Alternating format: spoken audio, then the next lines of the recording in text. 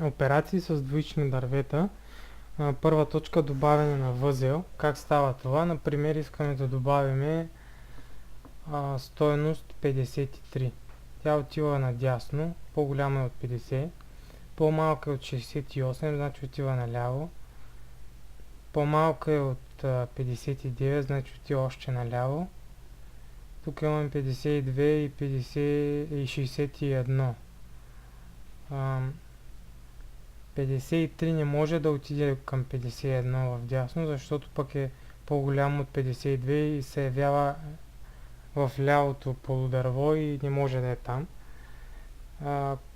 Ако отидем на 54, значи в ляво на 54 може да го сложим. И ето, ако го добавим сега, примерно добавим 53, то отива, ето, какъв му е пътя на добавяне. 53 отива като ляв наследник на 54. Така. Да добавим нещо друго. Примерно, колко да добавим? 60, то ще отиде вляво на 61. Ако добавим примерно в лявото полукълбо нещо, примерно, ако добавим 30, значи 30 трябва да отиде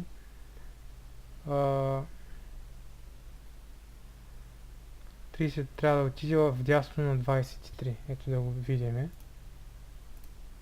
30 отива в дясно на 23.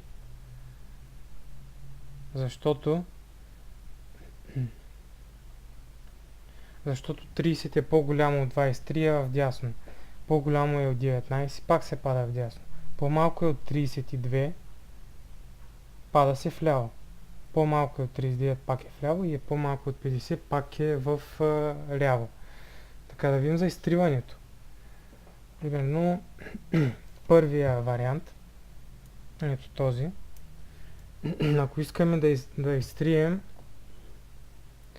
някакво число, примерно 19, ако искаме да изтрием, или може би по-добре 52, защото е по-добър пример. Че ако изтрием 52, на негово място отива 53, защото то е най-малкото число в дясната част. Ето сега. 52 изтриваме. Гледаме в дясната част най-малкото число и то отива на мястото на изтритото. Така. Така, това е първия случай. Другия случай, ако няма наследници. Не, ако има само леви наследници. Значи, ако има леви наследници, в случая нека да изтрия 23 и 30, за да получа 19 с 2 наследника, нали? 23 и 30 ще ги изтрия, за да получа само леви наследници. Така. Значи тук, ако изтрия 19, чакай да свърши. Тъй, ако изтрия примерно, значи, което и да изтрия от тая редица надолу, следващото след него ще отиде на негово място. Т.е. примерно 3 19 и на негово място ще дойде 10. Значи така се процедира, когато имаме само леви наследници. Ако имаме и 10 наследник, гледаме от него и от него вземаме най-малката стойност. Примерно, ако сложа примерно, колко да сложа, някакъв друг пример да дам. Ето, ако изтрия 53, примерно, на него място отива 54, защото той е най-малката стойност от десните наследници. Ето, това е логиката. Така. А когато няма наследници, просто си изтриваме числото. Ето, примерно, изтриваме 51 и 57, примерно. Те са листа без наследници, директно се изтриват. Там няма никаква уловка. Така, и другия случай, когато искаме да изтрием корена на самото дърво, значи главния корен, тук идеята е, че Пак вземаме най-малкото число, обаче този път от това цяло дърво, което е отдясно, вземем най-малката стойност. Ами коя е? Тя в случай 54. Значи 54 ще стане новият корен на мястото на 50. Тоест 50 изтривам и 54 става новият корен. Ето, това е логиката за изтриване. Така. Другото е търсене на минимална и максимална стойност. Ами много просто, значи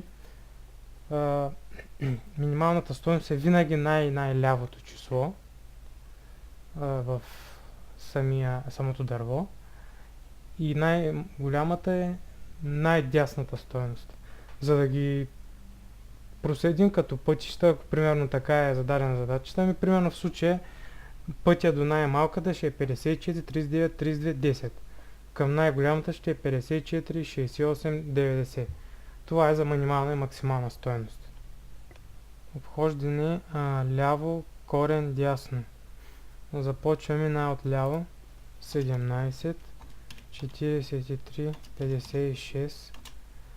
Ляво, корен дясно. 58, 60. 65 го пропускаме, защото има наследници.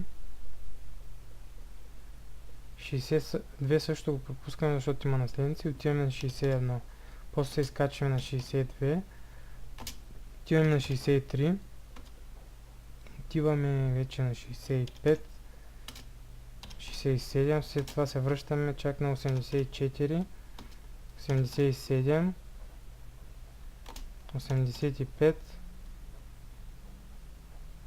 Впрочем, нали е ляво, корен дясно е 84, 85, 87 е сега, защото е ляво, корен дясно. След това 90 го пропускаме, защото има наследник. Пишем 88, сега е 90 и сега е 94. Ето да видим проверката.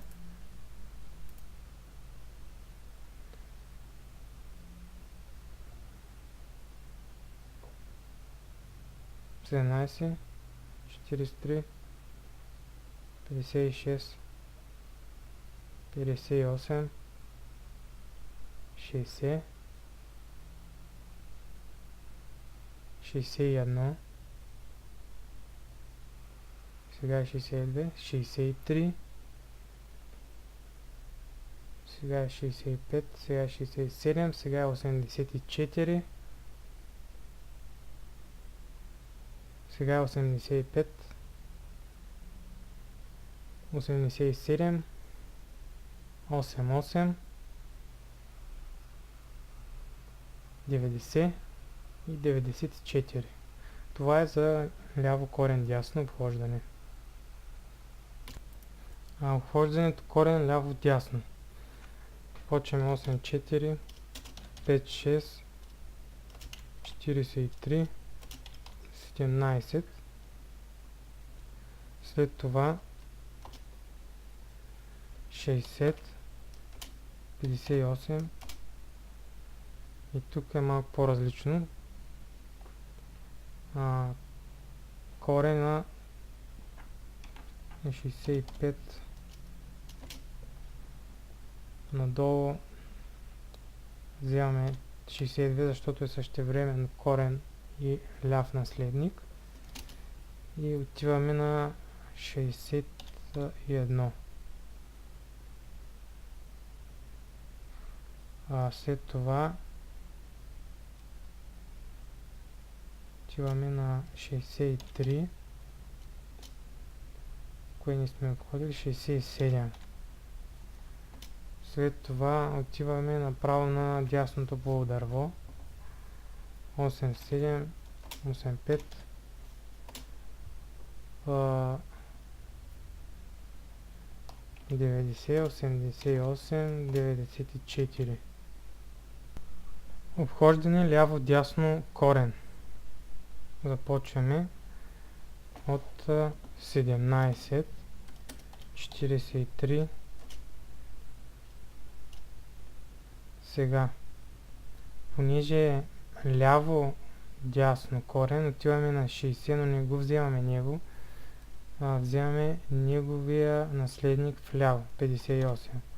След това отиваме в 65, но не го вземаме, защото има наследници. Отиваме на 62. То също има наследници. Вземаме 61, което е най-ляво. След това отиваме надясно 63.